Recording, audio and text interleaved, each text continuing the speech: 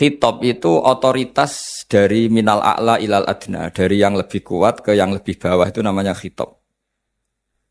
Kemudian harusnya kita semua sebagai manusia itu sebenarnya orang yang tidak sah memberi khitab, memberi perintah. Karena kita sendiri tidak berstatus khalik, pencipta. Jadi misalnya gini, saya janji sama sampean besok datang ke saya, kamu tak kasih uang. Besok saja saya tidak mesti hidup. Jadi janji itu sudah salah, besok saja saya tidak mesti hidup. Kalaupun hidup saja, uang saya terbakar atau dicuri orang.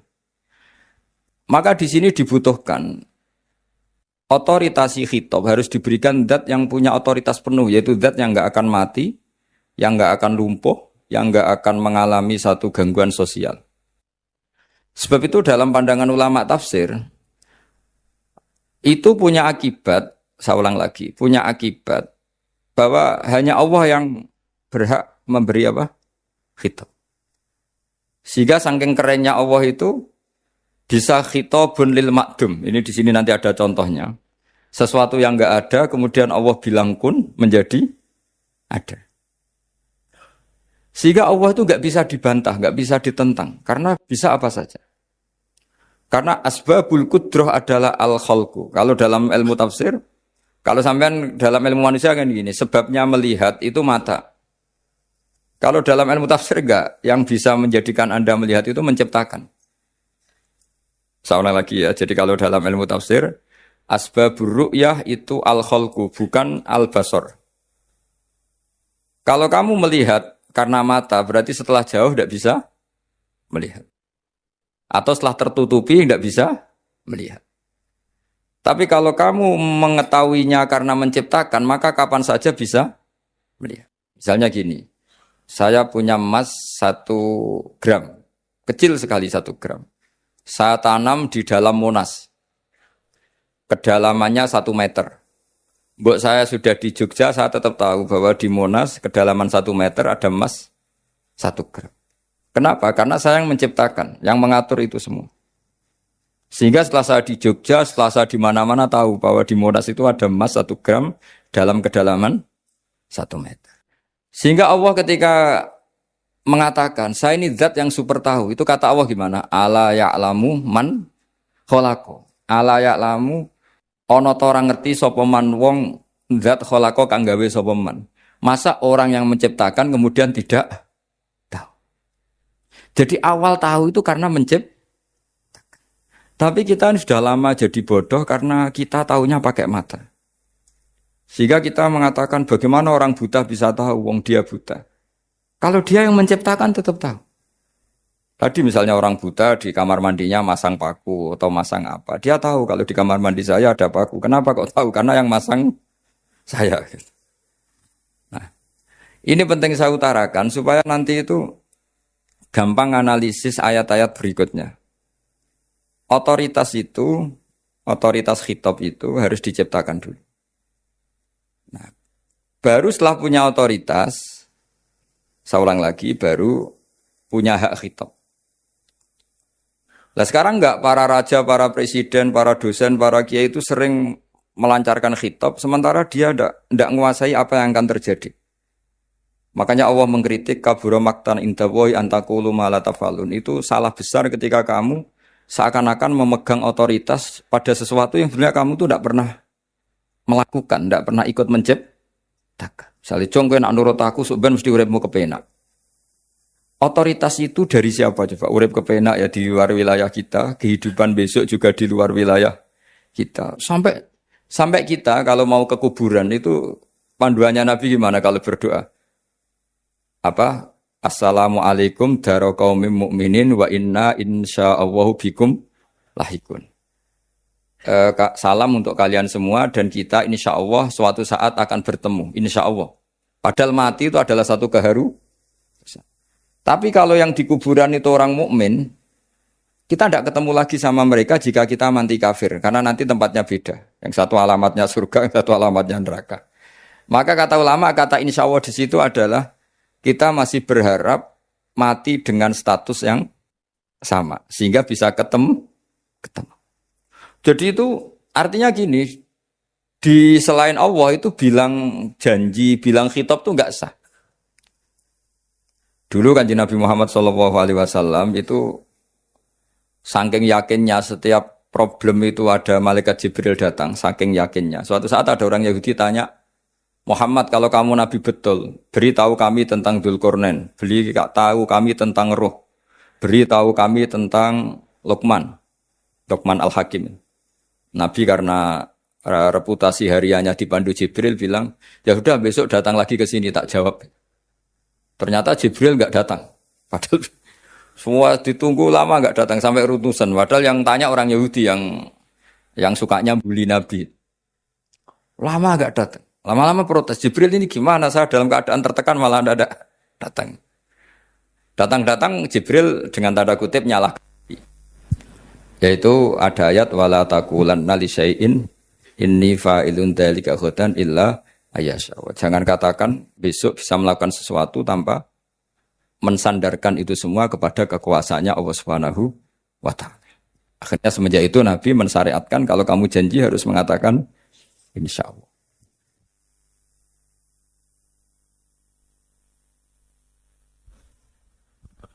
Ya, kenapa ini saya katakan penting? Karena nanti khitab di Quran itu supaya proporsional ya. Sekarang banyak orang memahami Quran tapi nggak mau mempelajari ilmunya apa?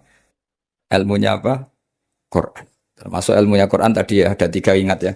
Khitabun lin nabi itu bisa saja khitabun li ummati. Yaitu dalam kasus-kasus yang Nabi tidak ngalami kasus itu tapi yang ngalami umatnya. Nah, kenapa khitabnya tetap kepada Nabi? Karena yang bisa komunikasi dengan Allah itu hanya Nabi. Makanya bisa dilihat di ya Yuhan Nabiyu itu mufrad mudzakkar. Nabi Muhammad itu satu orang yang berstatus lelaki. Kemudian idza talaqtum itu kalian semua. Harusnya kan kamu, karena dari satu orang ke satu orang. Tapi ini enggak.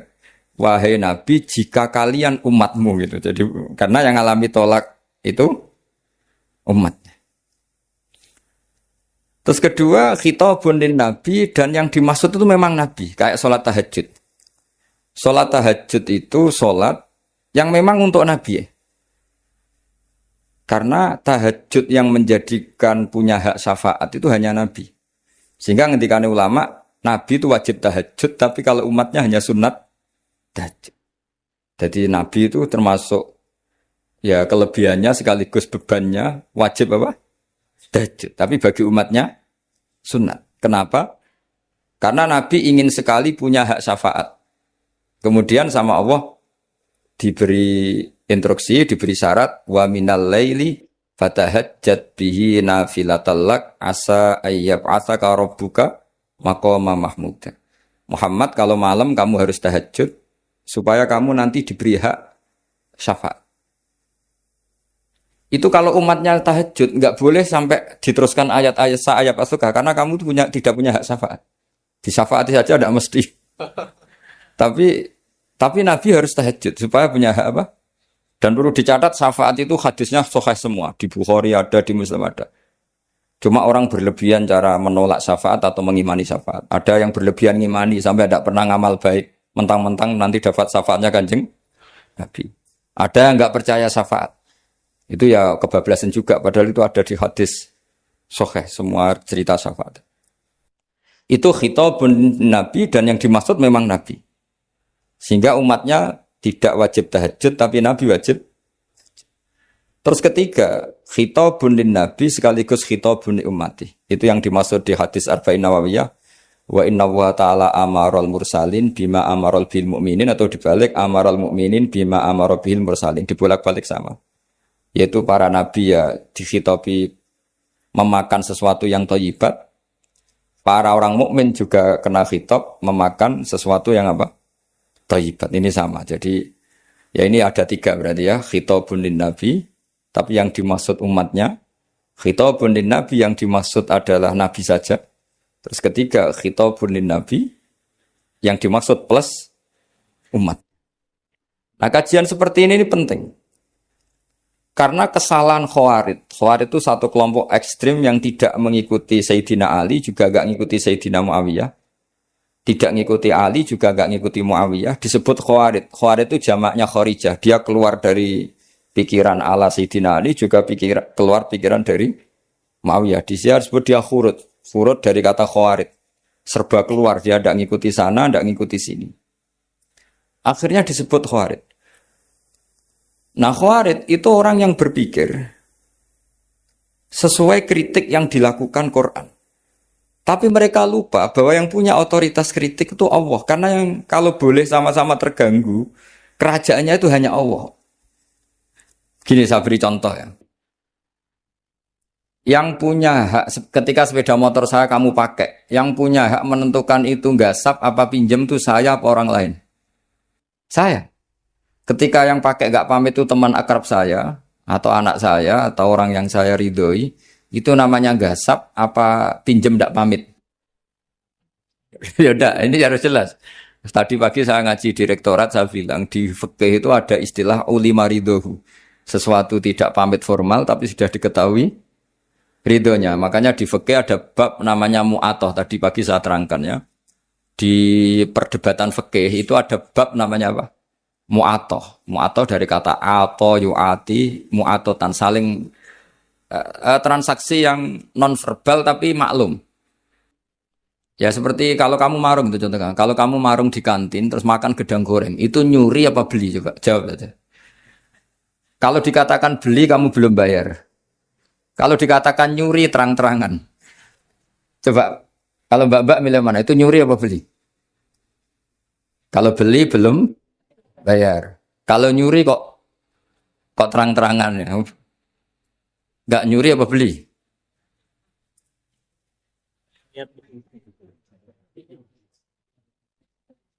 Jadi ada gedang goreng di warung, kamu datang langsung makan, ada kerupuk dimakan, ada telur asin dimakan. Itu nyuri apa beli? Nah, itu kalau orang fikih dibabkan kita bai'il mu'atoh, akad beli lewat jalur mu'atoh. Menurut Imam Abu Hanifah, seperti itu dikatakan beliau pakai dalil al-adat muhakamah, bahwa adat itu berposisi seperti hukum. Karena posisi di warung, maka ngambil di situ dianggap memulai akad jual beli. Tapi karena ini sesuatu yang potensi masalah, Imam Syafi'i mengatakan itu enggak baik, enggak sah. Karena nanti kalau asumsi kamu gedang goreng itu 1.000, ternyata diregani 5.000 kan mangkel. Nah itu, resikonya di situ. Iya kan? Tapi kalau misalnya itu dikatakan, makanya Imam Syafi'i mengatakan itu profesional. Itu namanya ghormu. Ketika Anda bayar 5.000, itu namanya tebusan kesalahan. Jadi Imam Syafi'i melihat itu tidak jual beli, tapi tebusan kesalahan. Sehingga kalau saya jadi hakim, misalnya pembeli bilang, asumsi saya 1.000 Gus. Terus kata baek, kata penjual, enggak Gus itu tak jual 5.000. Saya harus memenangkan baek. Memenangkan siapa? Penjual, karena penjual adalah pemilik gedang goreng itu, dan posisi yang makan adalah perusak barang orang lain, gitu. Sehingga dimenangkan penjual, ya dimenangkan penjual. Kenapa dimenangkan? Karena cara berpikir fikih, karena dia yang punya otoritas itu, punya otoritas kepemilikan.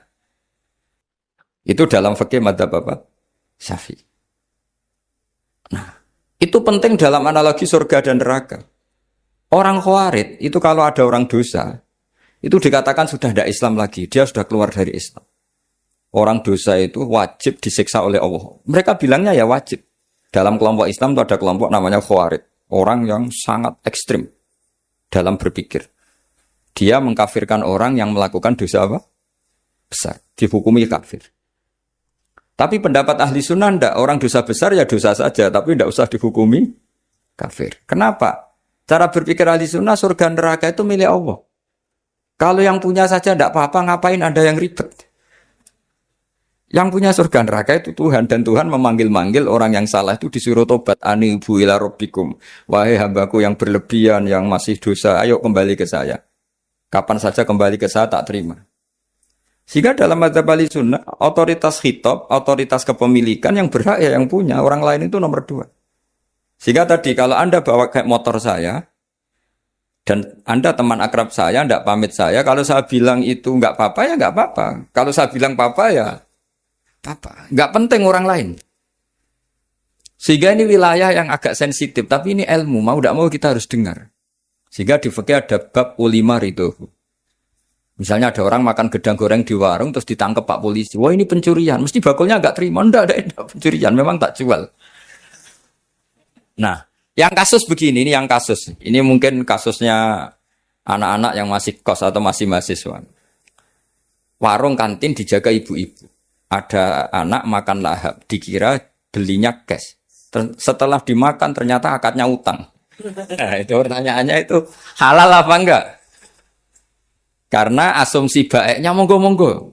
Karena apa sudah menghayal nanti ada sekian uang cash didapatkan. Ternyata nyatet atau hutang. Nah kalau ngomong di depan, Bu sama mau makan di sini hutang, kira-kira enggak boleh. Wah itu ada sekian PR, makanya saya sering muji orang-orang yang enggak alim. Enak-enak orang tuh orang enggak alim karena enggak kesulitan seperti ini. Kita sebagai peneliti fikih itu sering kesulitan. Nah sama Anda misalnya naik Grab atau naik taksi atau apa. Ketika Anda naik itu posisinya enggak sap apa pinjem. Dikatakan akad sewa belum bayar. Dikatakan pinjem nanti harus bayar. Jadi ada sekian masail fikih yang jadi perdebatan. Nah, apapun itu nanti kata finalnya itu dia yang punya, yaitu supir taksinya atau baeknya, penjaga warung tadi. Sehingga hukum itu bagi orang lain sudah tidak sah kecuali bagi yang punya. Nah di sini ini kelihatan benarnya mazhab ahli sunnah wal jamaah. Ahli sunnah mengatakan apapun salahnya seseorang setelah dia beragama Islam itu wilayahnya Allah. Kita tidak bisa berbuat apa-apa. Makanya ada ayat laisalaka minal amri syai'un aw yatuba alaihim aw yu'adzibah. Muhammad meskipun kamu kekasih saya, kamu tidak punya otoritas menentukan si A dimaafkan, si A disiksa. Otoritas itu hanya bagi saya kata Allah. Sehingga banyak orang yang Nabi kurang srek karena membunuh pamannya Hamzah malah dikasih tobat sama Allah. Namanya Wahsi. Wahsi itu orang yang Nabi gak suka karena pernah membunuh Sayyid Hamzah di perang Uhud. Tapi sama Allah marah dikasih tobat. Sa'labah yang sering ibadah di masjid, sering iktikaf, saking seringnya ibadah itu sampai digelari hamamatul masjid, merpatinya masjid. Tapi na'udzubillah beliau malah berakhir dengan su'ul khatib.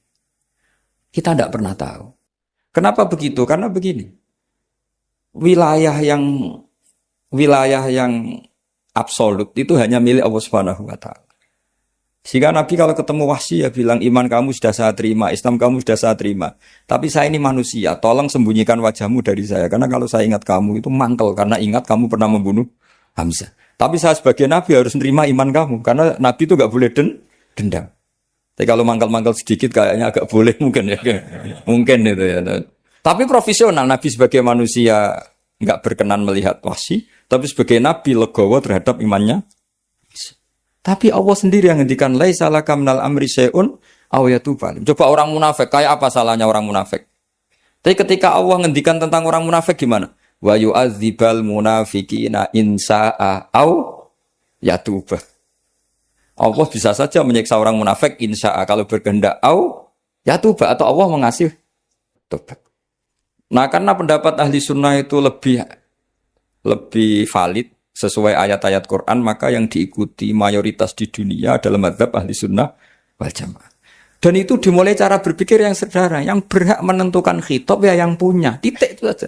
Yang berhak menentukan khitab ya yang lah tentu yang punya alam raya ini hanya Allah Subhanahu wa ta'ala. Makanya Allah mensifati dirinya Malik Yaumiddin. Kita tidak bisa. Makanya bahaya ya, pikiran-pikiran kayak Khawarij itu bahaya. Sampai enggak usah tanya saya. Lalu Khawarij kalau di era modern siapa Gus? Anda provokator kalau tanya gitu. Ya itu tidak boleh provokator. Pokoknya pikiran itu salah karena membatasi otoritas Allah Subhanahu wa ta'ala. Allah itu paling tersinggung kalau sifatnya dipakai dicatut.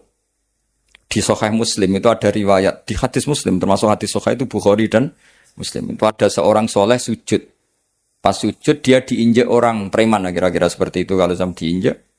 Terus si yang sujud tadi bilang gini, Wawahi, ada kata wawahi. Wawahi la yaghfiru wahu laka. Demi Allah, Allah tidak akan maafkan kamu. Saat itu juga Allah ngasih wahyu kepada Nabi di zaman itu. Bilang ke yang sujud, pahala sujud tak cabut, dia tidak punya pahala. Dan yang menginjek, dosanya tak ampuni. Terus, Nabinya tanya, kenapa ya Allah? Saya tersinggung, kata Allah. Hanya disetatuskan, nggak bisa memaafkan. Padahal wa anal ghafir wa anal akhid bidzunub. Saya adalah zat yang bisa maafkan, bisa nyiksa. Kenapa status saya tinggal satu? Allah kan bisa kan walillahi mulkus samawati wal ardh yaghfiru liman yasha wa yu'adzibu man yasha. Tapi si yang sujud tadi menstatuskan Allah hanya satu, yaitu yu'adzib. Menyik. Itu kata Allah, kok enak, saya ini Tuhan, bisa menyiksa, bisa mengampuni. Kenapa status saya jadi satu? Kamu kan mesti gak terima. Status kamu dihilangkan satu, terima gak kan? Gak terima. Sebagai suami kamu tetap punya dua status. Bisa meneruskan nikah, bisa menceraikan. Coba status kamu tak ambil satu. Gak boleh menceraikan. Istri kamu gendut, walek, cerewet. Wah, posengnya bukan main itu. Sama mbak-mbak juga sama. Sebagai istri harus nurut sama suami gini-gini. Tapi juga punya hak rafa. Hak mengajukan gugatan cerai jika suaminya tidak jelas. Mau nggak dicabut status hak rafa? Nggak mau kalau punya suami suelek, jelek, sengaja goda perempuan lain. Itu kan. Nah, Allah itu punya status bisa memaafkan, juga punya status bisa menyiksa. Terus orang-orang yang sok soleh dengan tanda kutip itu kadang-kadang inginnya Allah tuh nyiksa terus sama musuhnya. Kalau sama dia memaafkan terus. Terus corong Jawa kan aku mbahmu tapi kan gitu kira-kira kok enak gitu. Jadi ya sudah seperti itu. Lagi-lagi kata kuncinya apa? Beri otoritas itu hanya kepada Allah Subhanahu wa taala karena dia adalah pemilik otoritas sejati. Sehingga zaman Nabi siapa saja itu ya mungkin orang kayak apa dulu Khalid bin Walid. Perang Uhud kalah itu panglimanya orang kafir zaman itu siapa? Khalid bin Walid. Dan dia melakukan pembunuhan masif zaman itu. Tapi dia dikasih tobat. Namanya Khalid bin Walid. Tapi Sa'labah yang tukang di masjid kadang berakhir seperti itu. Ya sudah, akhirnya kita mau tidak mau ya sudah introspeksi. Sampai sesoleh apapun kita selalu diajarkan doa ya muqallibal qulub, tsabbit qalbi ala din. Karena kayak apa kalau hati kita dibolak-balik? Karena cara berpikir tentang Islam dan tentang ateis atau tentang kekafiran itu mirip satu visi. Makanya ini hati-hati mahasiswa karena senangnya berpikir sendiri. Ada ngelantur kemana-mana. Saya beri contoh. Sampai kalau sekarang masih miskin, berbahagialah. Karena miskin itu mudah jadi orang dermawan. Kalau orang sudah kaya itu ribet. Coba misalnya sampean jadi santri saya. Tak contohkan. Biasanya santri kalau sama kiainya akan loyal. Kamu miskin punya ayam 2. Tak minta 1 boleh enggak? Boleh, padahal itu 50%. Ya, terus punya uang 100.000, tak minta 50.000 kira-kira boleh enggak? Boleh, padahal itu 50%. Tapi kalau kamu kaya, punya uang 1 miliar, tak minta 500 juta, boleh enggak kira-kira? Padahal itu berapa? 50%. Gampang mana dermanya orang kaya sama orang miskin? Untuk mengamal 50%. Itu mahasiswa yang masih miskin-miskin. Uangnya hanya 100.000. Neraktir temannya habis gak masalah. Padahal itu berarti 100%. Uangnya 50.000 diminta temannya dikasihkan semua. Padahal itu aset satu-satunya. Nah, Sa'labah itu cara berpikir gitu. Sehingga Allah tersinggung.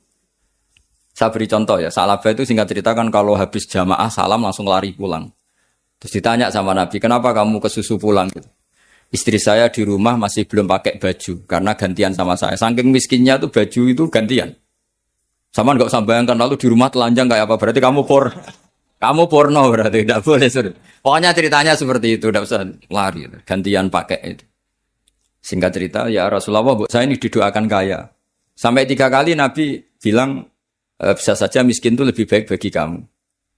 Lama-lama sampai memaksa Nabi, akhirnya Nabi berdoa. Terus beliau kaya. Dan Sa'labah agak salah, dia enggak minta paket kaya barokah, tapi mintanya kaya saja, diturutin kaya. Pertama punya kambing di pegunungan ya. Kalau di Arab itu kan kambing diletakkan di Jabalen, Mabinal Jabalen, di antara dua lembah itu 40 sampai 80 sampai 4.000. Singkat cerita ketika 40 Nabi sudah memerintahkan sahabat diminta zakat. Berarti kalau 40 itu satu. Kalau 80 kira-kira dua. Ya sudah gitu. Sebetulnya ketika 40 kalong satu terkurangi satu zakat itu kan ringan karena masih 39. Ya kayak tadi kamu punya uang 1 juta. Jangan 1 juta, 500.000 sudah agak berat kamu. Tidak gini saja, tak beri contoh. Betapa mudahnya dermawan bagi orang miskin. 1 juta itu kan zakatnya berapa? 25.000 ya. Rubul usyur kalau dalam bahasa Arab itu berapa? Kalau bahasa kampus kan berapa? 2%. 2,5 ya. 2,5. Itu bahasa keliru sebetulnya. Sama ikut saya saja. Saya itu berkali-kali saya pernah nggarap matematika. Cepet-cepetan mbek pakar matematika. Itu mesti cepet saya. Karena saya ini agak bedui. Orang bedui itu cara berpikir itu lebih gampang. Jadi kalau orang Arab, tak ajarin matematika Arab ya. Itu enggak ada porogapit. Jadi begini cara berpikir orang Arab itu berpikir bertahap. Ya kalau 2,5 itu kalau orang Arab bilang rubul usyur apa? Rubul usyur. 1/4 dari 1/10. Jadi kalau orang Arab berpikir bertahap. Jadi misalnya 1 juta, 1/10-nya berapa? 100.000. Terus 1/4-nya berapa? 25.000. Jadi disebut rubul usyur. 1/4 dari 1/10. Jadi 1 miliar. Cari 1/10-nya dulu, 100 juta. Terus 1/4-nya. Sehingga nggak usah porogapit ruwet. Jadi orang Arab kalau bilang 1/10 sama 1/20 itu tidak bisa. Karena nanti tidak porogapit. Orang Arab bilang al-usyur atau nisful usyur. Misalnya zakatnya apa itu zuruk. Berarti 100. 1/10-nya berapa? 10. Terus orang Arab kalau misalnya pertanian kamu biayai zakatnya 1/20. Orang Arab bilang bukan 1/20. Nisful usyur. Berarti berapa? 100 usurnya 10. Separuhnya 1/10. Berarti 5. Lah 5 ini bahasa kamu apa? 1/20. Ya. Bahasa orang kampus 5 kan 1/20. Kalau 10 1/10. Kalau orang Arab bilang apa? Usyur atau nisful. Kan gampang gitu. Ya saya ulang lagi ya. Berarti kalau 1/10-nya 1 juta. Usurnya berapa? 100. Nisful usur 50. Ya. Gampang mana matematika Arab sama matematika ini sama? Daripada sama nggih porogaf itu pusing saya lihat itu. Ya sudah gitu aja. Pokoknya diusurkan semua. Orang Arab kalau bilang itu diusurkan semua. Berarti 1 juta. Misalnya zakat mal kan 2,5 berarti 1 juta. Usur dulu, berarti 100.000. Lah zakatnya itu rubul usur, 1/4 dari 1/10. Ya di 1/10 dulu, berarti 100. Habis itu rubul usur, 1/4 dari 1/10. Berarti, ya, jadi gampang saja, 1 juta, tulis saja langsung 100.000 usur, terus 1/4-nya 25. Gampang mana? Gampang lagi pakai kalkulator gitu ya. Nah, sekarang begini. Kira-kira kalau kamu punya uang 1 juta, diminta zakat 25.000 enteng enggak? Enteng. Biasa kan kita punya uang 1 juta, naktir teman sampai habis 100.000, 200 enteng. Tapi kalau sudah 10 juta, 10 juta berarti rubul usurnya berapa? 250. Kalau 1 miliar, 25 juta. Wah itu sudah pikiran kamu kan bikin toko baru, bikin konter baru. Nah kalau 100 miliar. Berapa? 200. Nah sak labah ini ketika dimintai zakat ketika 40 enggak, masih kambing 40 enggak mau, 80 enggak mau, sampai hampir 4.000.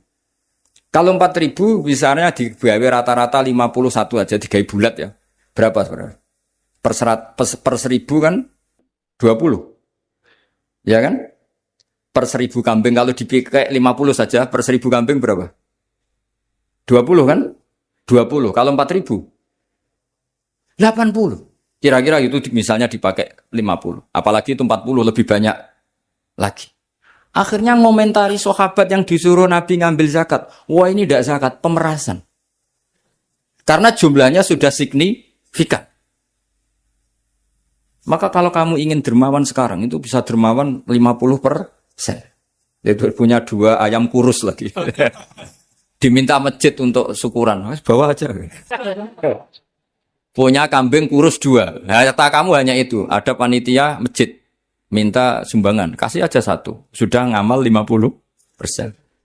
Tapi kalau punya sapi limusin 2. Yang per 1 harganya 70 juta. Kalau diminta 1 kan nilainya tetap 50%. Gampang mana? Orang miskin sama orang kaya ngamal. Orang miskin. Terus kedua hebatnya orang miskin itu, kalau ngamal itu dramatis. Oh, itu. Betul itu. Jadi makanya kenapa Nabi suka orang miskin. Loh, saya pernah ditanya, saya ini punya teman yang kaya raya. Dia biasa ngamal 1 miliar, 2 miliar.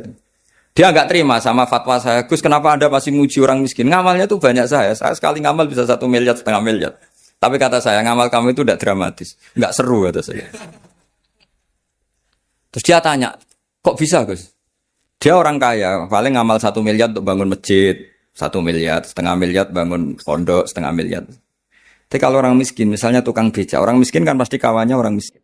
Kan nggak mungkin orang miskin utang Abu Rizal Bakri, utang Yusuf Kala kan nggak mungkin. Kenal saja ndak. Orang miskin kan utangnya sesama orang miskin. Itu pasti itu kan hukum sosial ya. Nah ternyata itu hari itu anaknya ndak makan, hari itu istrinya mau kelahiran.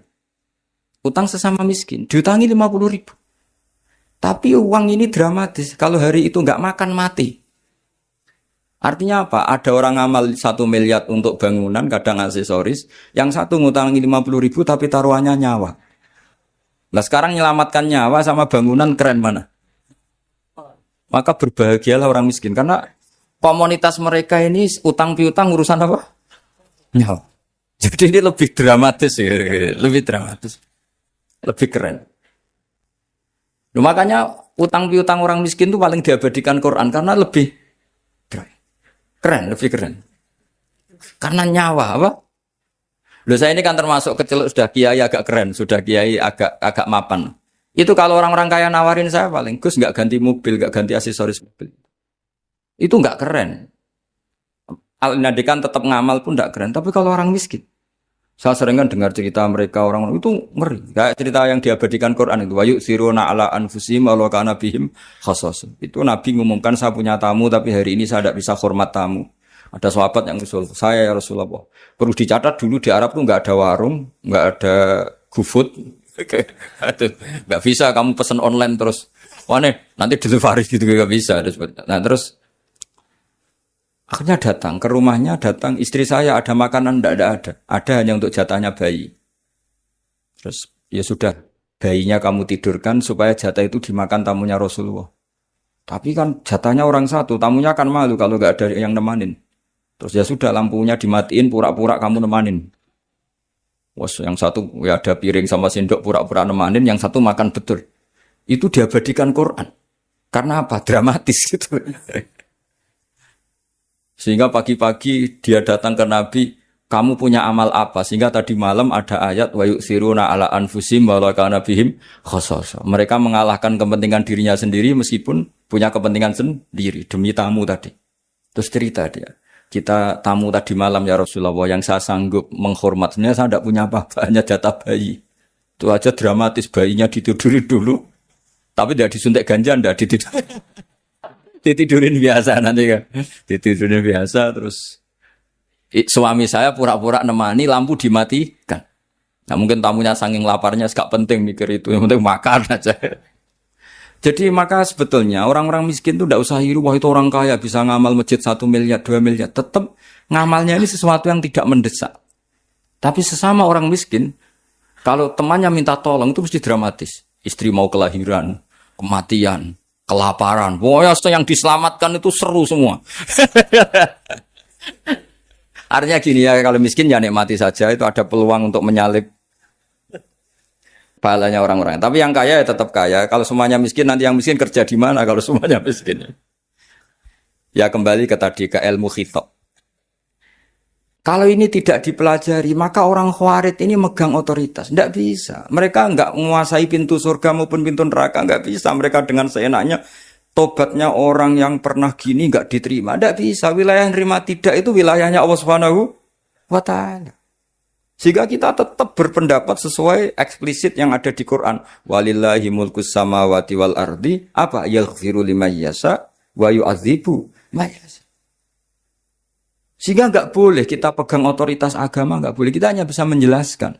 Kalau pegang nggak boleh. Misalnya saya dengan sampean surganya dulu mana? Bisa saja dulu jenengan. Kok bisa Gus? Iya kan? Mungkin wah keren ngaji tawaduk mau. Mungkin saya dari bab tawaduk keren sampean. Di bawah saya di atas. Di bab tawaduk keren sampean. Jika kalau surga kok jalurnya tawaduk, mesti dulu sampean. Karena sampean di bawah saya di atas. Tapi saya nanti protes sama Allah. Protesnya gini, posisi saya diperintah ya. Gayanya mereka duduk di bawah, tapi merintahkan saya supaya mau mengajar. Jadi nggak ada sopan-sopannya karena mereka merintah kia. Ya. Nah, terutama di PPI ya, Pak. Wah, itu nggak sopan sekali karena merintah. Sehingga kalau yang dipandang makanya masyhur itu kan. Ada wali itu yang satu jadi wali karena sholat di shaf awal. Keren kan, shaf awal fadilahnya utamanya kan luar biasa. Yang satu kalau sholat tuh di belakang terus, tapi juga jadi wali. Yang depan agak protes, ya Allah kenapa ini jadi wali padahal sholatnya di belakang. Jawabannya lucu yang di belakang. Kenapa? Saya tuh malu.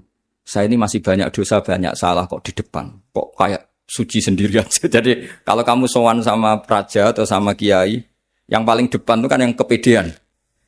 Dia milih yang belakang, jadi sopan masih agak terlalu deket gitu. Orang itu tidak pernah tahu. Kadang-kadang Allah itu kita tidak pernah tahu. Andai kan boleh dibahasakan, kita tidak pernah tahu cara berpikir Tuhan. Jadi Allah itu zat yang mau, ya itu tadi otoritasnya penuh.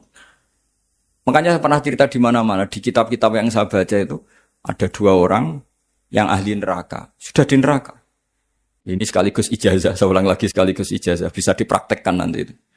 Setelah itu 2 orang ini dipanggil ke surga sama Allah. Allah itu tanyanya ya aneh, enak di neraka. Ya udah enak di neraka. Ya enggak enak habis di neraka, ditanya enak enggak ya enggak enak. Ya sudah kembali lagi ke neraka. Lari kencang-kencang. Lari menuju neraka. Lari.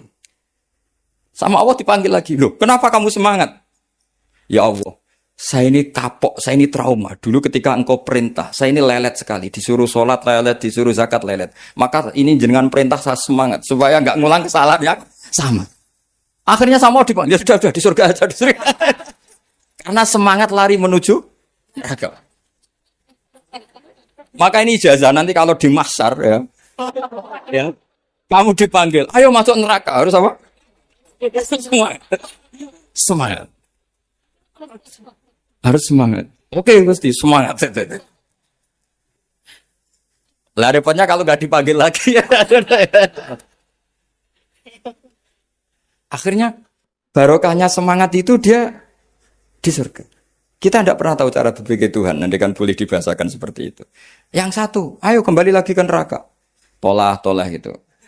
Jalan noleh lagi. Sampai itu nggak semangat noleh lagi. Terus ditanya sama, kenapa kamu tolah gitu?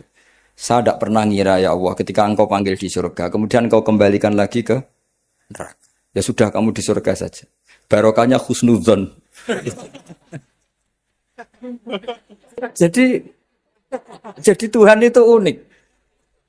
Makanya dalam tradisi ulama itu ad-dinu ar-riwayah. Agama itu riwayat. Sebagian diredaksikan inna hadzal ilma dinun fanzuru amman ta'khuduna dinakum. Agama ini, ilmu ini agama, maka lihat riwayatnya. Karena kita tidak pernah tahu cara berpikir Tuhan. Kita harus mengikuti riwayat yang diutarakan Rasulullah Shallallahu alaihi wasallam. Karena kita tidak pernah tahu. Kayak tadi ada orang diinjek, kita mesti kan terprovokasi ingin bela yang sujud menyalahkan yang injek. Tapi ketika yang sujud mencatut nama Tuhan, Allah tidak akan memaafkan kamu. Itu Tuhan tersinggung karena sifatnya direduksi satu, diambil satu, disembunyikan satu. Loh, ada kan dia begini mungkin malah Allah maklumi. Saya tidak akan maafkan kamu. Enggak apa-apa Allah. Kan saya. Kan tidak mencatat namanya Allah. Selama hidup saya tidak akan maafkan kamu. Allah enggak akan tersinggung. Karena dia sebagai manusia tentu punya dendam, punya rasa mangkel, punya emosi. Tapi kalau ketika bilang Allah tidak akan maafkan kamu, berarti dia mencatat statusnya Allah. Dan Allah disifatkan hanya satu dari sifatnya Allah, yaitu hanya sifat menyiksa. Padahal Allah punya sifat memaafkan. Ini hati-hati bagi orang-orang soleh, orang-orang yang terlalu berpikir keras dalam Islam, nggak boleh seperti itu. Masyhur itu kan, ada satu perkampungan yang sering secara masif terstruktural mau menghabisi Nabi. Yaitu namanya kampung Usoyyah, Ro'lan sama Zakwan. 3 kampung ini sering koalisi mau menghabisi Nabi. Sampai Nabi sering kunut nazilah, Allahumma an Ro'lan wa Zakwan wa Usoyyat asad Allah wa Rasulah. Sering dipasutkan gitu. Tapi Allah malah menurunkan wahyu Muhammad, kamu tidak boleh intervensi saya seperti itu. Bisa saja mereka dapat hidayah. Semenjak itu Nabi meninggalkan kunut nazilah. Terus dan sebagian ulama mengatakan itu awal diturunkannya ayat laisalaka minal amri syai'un au yatuba alaihim au yu'adzibah. Jadi ini sekaligus lagi-lagi ini bab khitab. Jadi ya seperti kita punya, makanya orang itu tetap donga ya muqallibal qulub sabit qalbi ala dini, karena otoritas itu bagi yang punya. Maka kata malik, kata pemilik itu kunci dalam ilmu tauhid atau ilmu tafsir atau ilmu apa saja. Misalnya gini, saya punya rumah. Saya punya rumah yang ruangan depan itu ruang tamu. Tentu dapat perlakuan khusus. Sering steril, sering bersih, bahkan dihias pakai bunga, pakai macam-macam. Ruangan tengah biasa. Ruangan belakang buat buangan sampah, buat WC, buat macam-macam. Sah apa enggak? Sah. Kenapa? Karena saya pemiliknya. Apa? Karena saya?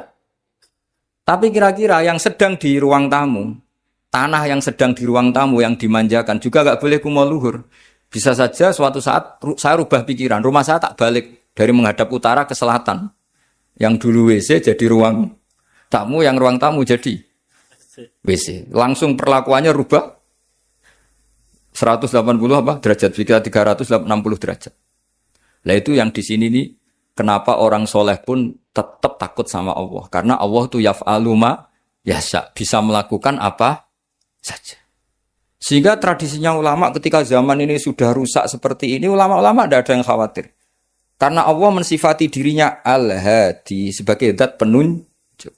Coba kita sudah tidak ditungguin nabi, nggak ditungguin wali, nggak ditungguin orang-orang soleh dulu, tapi agama itu ya jalan sampai sekarang. Ada orang ngaji, ada orang sholat, ada orang zakat.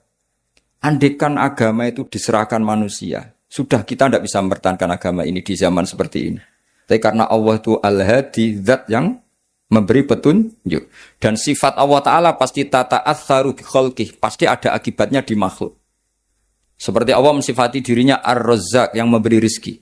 Buat zaman buyut-buyut perang dijajah Belanda ya tetap makan, ya tetap kawin. Kadang istrinya banyak, padahal zaman jajan Belanda. Kita enggak dijajah aja susah.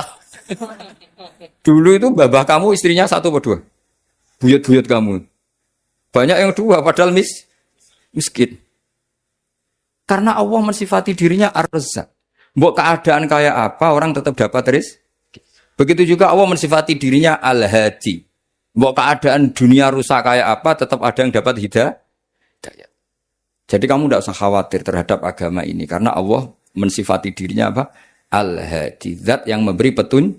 Kayak apa Amerika, kayak apa Korea. Saya itu pernah di Korea, katanya negara ateis. Di sana TKI yang nyari uang, ternyata di sana itu bikin masjid. Coba kalau Allah menghendaki, di Korea ada masjid. Karena bikin masjid gak boleh, kalau nyewa boleh. Jadi Korea itu ada satu aturan kayak di Jepang, kayak di umumnya negara maju.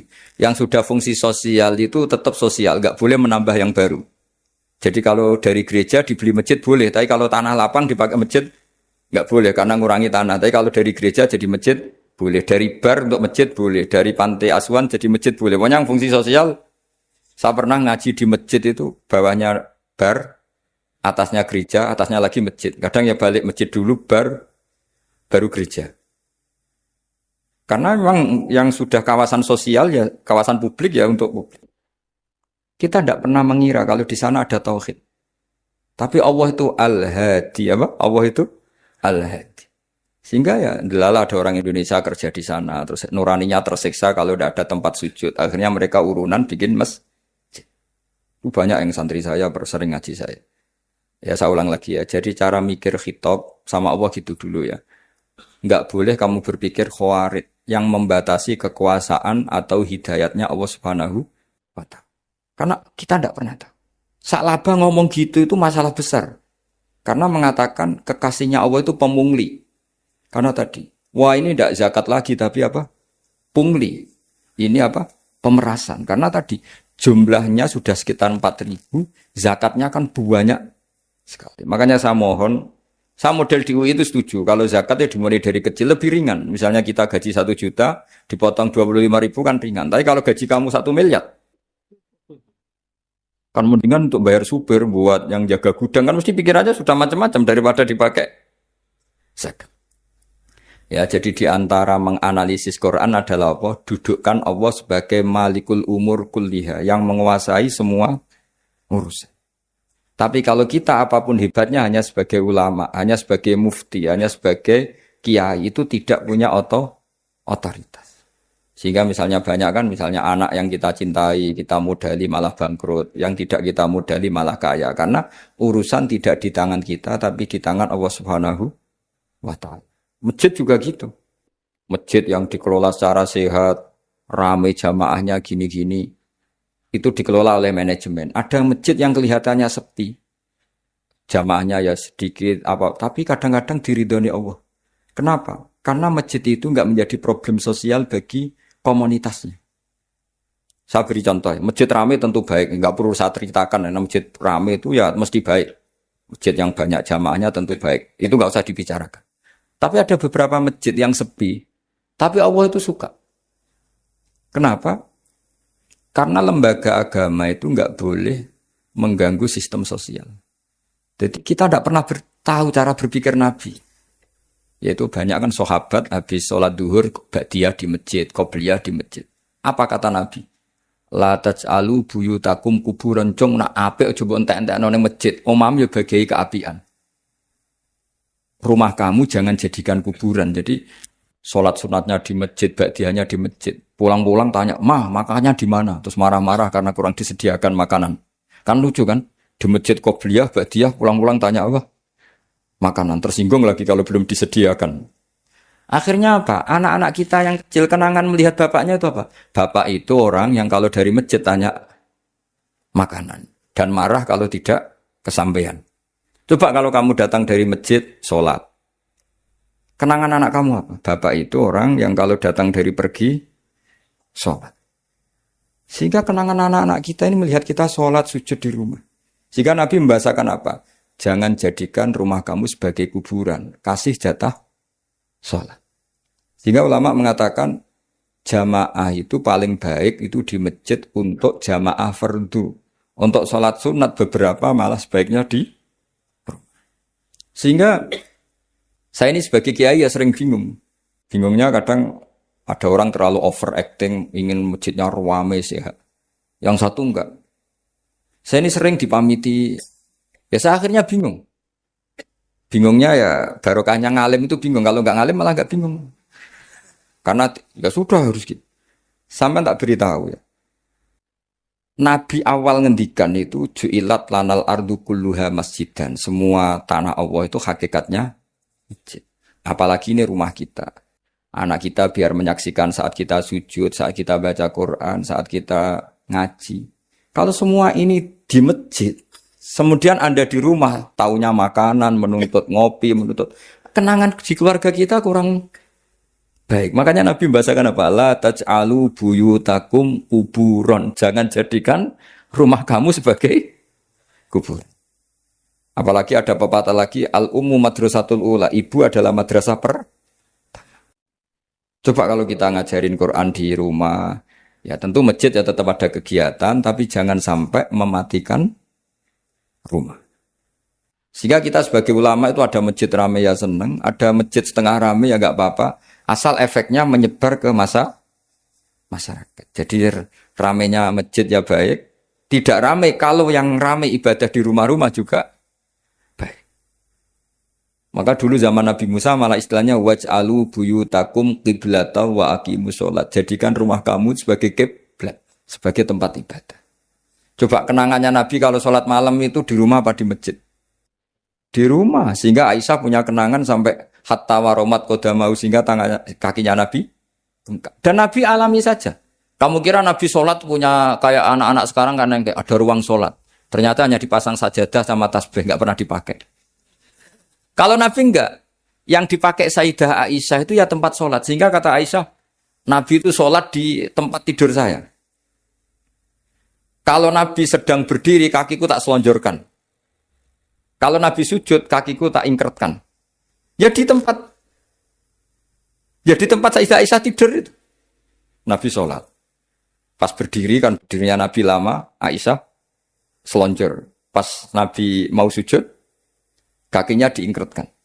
Segampang itu Nabi. Akhirnya apa? Kenangannya Aisyah sebagai istri itu doa-doa tahajud, doa-doa. Coba kalau Nabi tahajudnya di masjid, Sayyidah Aisyah tidak punya kenangan doa-doa apa? Sehingga kita harus ngikuti ngaji. Sehingga kalau nuruti teori ya, sholat itu ibadah. Sebaiknya kalau ibadah ya di tempat ibadah. Tidak seperti itu cara pandang. Kata Nabi, semua buminya Allah adalah saksi kita ketika ketemu Allah. Semakin saksi itu baik, banyak, maka semakin baik. Maka kalau sholat sunat, kesunatannya itu pindah-pindah tempat. Tapi ya jangan terlalu habis di sini terus pakai mobil ke sana gitu. Iya kalau di perempatan ada orang cantik nggak jadi diterusin nanti. Tapi ini sama saya cerita ya. Jadi di antara mengkaji Quran itu mengkaji cara Allah membuat khitab. Dan yang kunci semua adalah Allah adalah zat sing otoritatif malikul umurikul dia. Pengendali dari semua. Maka kalau nyifati Allah ya tetap yaghfiru liman yasha wa yu'adzibu may yasha. Jangan pernah mengambil otoritasnya Allah Subhanahu wa ta'ala. Sekian, assalamualaikum warahmatullahi wabarakatuh.